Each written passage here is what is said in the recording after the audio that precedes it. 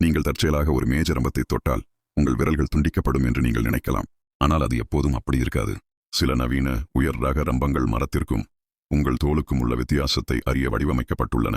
இந்த சிறப்பு ரம்பங்கள் உங்கள் விரல் பிளேட்டை தொடும் தருணத்தில் உங்கள் தோலில் உள்ள மின் கடத்துத்திறனை கண்டறியும். இது 5 மில்லி வினாடிகளுக்குள் பிளேடை நிறுத்தும் உடனடி இயந்திர எதிர்வினையை தூண்டுகிறது. இது கடுமையான காயங்களை தடுக்கும் ஒரு நம்ப முடியாத கண்டுபிடிப்பு.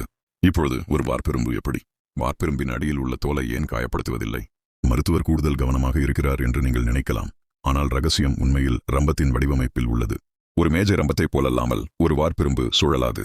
இது அதிர்வுறும். இந்த அதிர்வுகள் பிளாஸ்டர் போன்ற கடினமான பொருட்களை வெட்டுவதற்கு போதுமான வலிமையானவை. ஆனால் தோல் போன்ற மென்மையான மீள் பொருட்களுக்கு பாதிப்பில்லாதவை.